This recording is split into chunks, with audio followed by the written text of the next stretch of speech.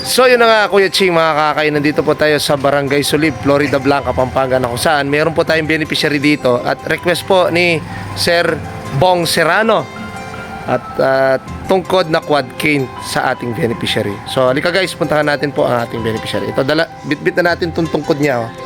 Eto. Tang! Kumusta po? Siglad ko po. Ito po si tatay. Ano po pangalan niya, tay? Antonio Bacani. Antonio Bacani. Ilan taon na po kayo, tay? 73. 73. Ito po, may tungkod siya, Kawayan. may anting-anting siguro to, no, tay, na. So, andito po kami, tay, kasama ko aakay ni Sol. Magbibigay kami ng quad cane sa'yo, tay. Yan. Salamat. Ayan po. Nilano kayo, tay? Kota makasumpong. Nahirapan po kayo naglakad. Maglakad. Makakayat.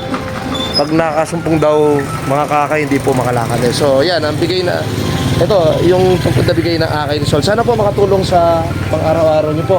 At magamit niyo po sa pang-araw-araw, sa pagpunta niyo ng palengke. At ano pong masasabi niyo sa mga kasama ko sa akay ni Sol? Maraming salamat po. Dito sa binigay ninyong tungkod. Kay Mr. Bong Serrano po. Pasalamat po kayo, tay. salamat. Salamat din sa kanya.